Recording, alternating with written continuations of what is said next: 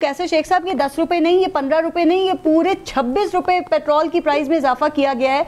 ये निगरान हुकूमत को आए 1 माह हुआ है सर। ये 30 दिनों में पेट्रोल में इन्होंने 58 रुपए और डीजल में कोई 56 रुपए फी लीटर का इजाफा कर दिया है। सर ये आपकी पीडीएम की हुकूमत और ये निगरान हुकूमत में क्या कोई रेस लगी हुई थी कि कौन कितना आवाम का कचूमर निकालता है और कौन कितना आवाम को जेर करता है? सर देखिए, अगर हम आवाम को सही हकीकत नहीं बताएंगे ना और उनको जज्बात ही बताते रहेंगे कि ये फलां हुकूमत से बढ़ा दिया।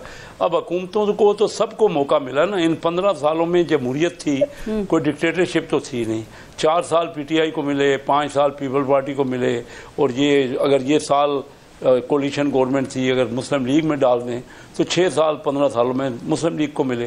15 साल पहले का पाकिस्तान आज के 15 साल बाद की जमहूरियत के पाकिस्तान से बहुत बेहतर था, सबको पता है। ये जो हम कर्ज पे कर्जे लेते रहे, आप निकाल लीजिए ना कि हर हुकूमत ने कर्ज लिए। कोई सिर्फ ये बात करने से आपके टीवी पे लोगों को गैलरी से हम खेल रहे हैं ना, खेल रहे हैं। हम लोगों को समझाएं कि बेहतर किस तरह करें। देखिए, छोड़ के गए ये तकरीबन 70 अरब डॉलर की इंपोर्ट और 30 अरब डॉलर की एक्सपोर्ट, 40 अरब डॉलर का खसारा छोड़ के गए, ट्रेड का खसारा।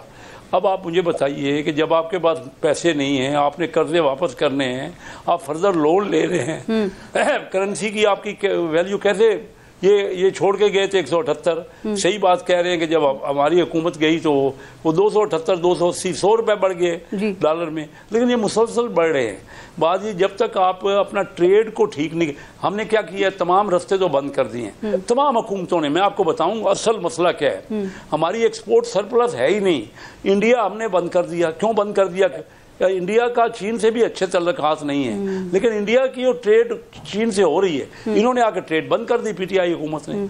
अब मुझे बताइए कि ताइवान और चाइना सख्त किस्म की उनका इख्तलाफ चल रहा है, और वो कहते हैं कि ताइवान हमने लेना ही लेना है, ये हमारा हिस्सा है, चाइना कहता है। लेकिन सबसे बड़ी ट्रेड ताइवान और चाइना की हो रही है। ये देखिए, ये बातें और ये जो टेक्निकल बातें हैं ना, या आम आदमी को साथ ही उसके सर से गुजर जाती है। क्या आप नहीं समझते कि एक आम लिमिट क्रॉस हो चुकी है? ये 231 रुपए फी लीटर पेट्रोल, ये एक आम आदमी कैसे 331 रुपए पेट्रोल जो है फी लीटर, ये एक आम आदमी कैसे अफोर्ड कर सकता है सर? और ये भी नहीं पता कि आगे कितना आगे जाएगा।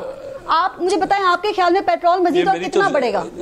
350 या खुदा ना खास्ता 400? तो मैं आवाम का दिन रात उनके साथ होता हूँ।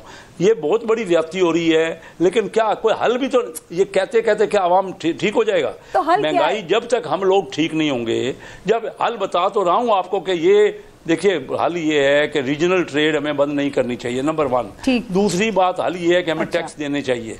तीसरी बात ये है कि स्मगलिंग को रोकना पड़ेगा। ये अभी स्मगलिंग रोक, देखिए ना, आप बताइए कि हमारे दोनों तरफ है ना, ईस्टर्न बॉर्डर भी है और वेस्टर्न बॉर्डर भी है। क्या वजह है कि सारा माल ईरान और अफगानिस्तान से स्मगल हो रहा है, ड्यूटी पे नहीं हो रही, सेल टैक्स पे नहीं हो रहा। मैं बिजनेसमैन हूं, डाउन भी किया जा रहा है ना, लेकिन सर आपने अवाम देने की बात की ना। आप जानते हैं कि ये अवाम जो है वो मुसलसल मुल्क के लिए कुर्बानियां देती आई है, और शायद कैसर शेख साहब आगे भी देती रहेगी। लेकिन जब ये अवाम देखती है कैसर शेख साहब के उनके टैक्स का पैसा इस माफिया अपनी अयाशियों में उड़ा रहे हैं, इनको मुफ्त पेट्रोल मिलता है, इनको मुफ्त बिजली मिलती है सर, तो वो अवाम भी सोचेगी ना कि हम कुर्बानियां क्यों दें, सिर्फ ये क्यों नहीं देते, इनकी मुफ्त बिजली क्यों नहीं बंद करते, इनका मुफ्त पेट्रोल क्यों नहीं बंद करते? सर मेरी बात सुने, इस वक्त मुल्क में अशराफी और मुतल्लिका सरकारी इदारों के मुलाजमीन को 220 अरब रुपए का मुफ्त पेट्रोल और 550 अरब रुपए की मुफ्त बिजली मिल रही है, ये क्यों नहीं बंद होती?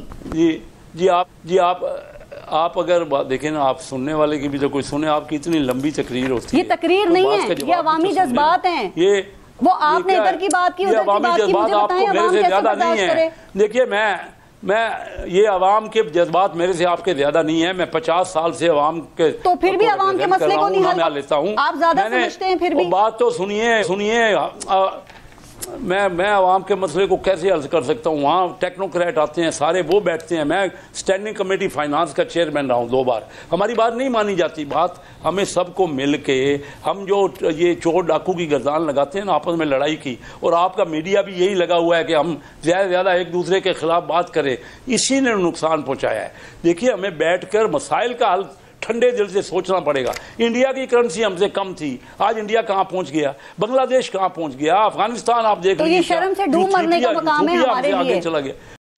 और हमें कुछ नहीं देना सबके लिए है। 4 बैठे ना आप सर, ओहो, आपको बिठाने के लिए भी लोग चाहिए। या तो समझने की कोशिश करें, या तो समझने की कोशिश करें। बात से तो ये हम आपस में जो लगे हुए हैं ना, हमें सबको, हमारा मुईशत वेंटिलेटर पे है, हमें मसले का हल निकालने के लिए ठंडे दिल से सबको पाकिस्तान के लिए सोचना, हम सब बनना चाहते हैं कि मैं पार्टी का प्राइम मिनिस्टर बन जाए, उनका बन जाए, इस तरह आंदा भी मसले हल नहीं हो। अगली देखिए हर हुकूमत आ रही है, महंगाई बढ़ रही है ना, अगली हुकूमत आएगी चाहे इलेक्शन के बाद भी आ जाए, महंगाई और बढ़ जाएगी। जब तक हम आपस में, पीपल पार्टी कहती है कि जो सारे नुकसान हो रहे हैं ना, वो प्राइवेटाइज ना करें, तो हम तो बैठ के हम तो थक गए हैं, क्या बैठ के भी थक गए हैं, तो फिर मसले का हल कैसे निकलेगा? असलम साहब आप बताएं। न सामने वाला नहीं, हम कह के थक गए, सामने वाला बैठने को तैयार ही नहीं था, वो चोर डाकू के अलावा गर्दान ही नहीं थी। हर वक्त बाखबर रहना वक्त का तकाजा है, बर वक्त बाखबर रखना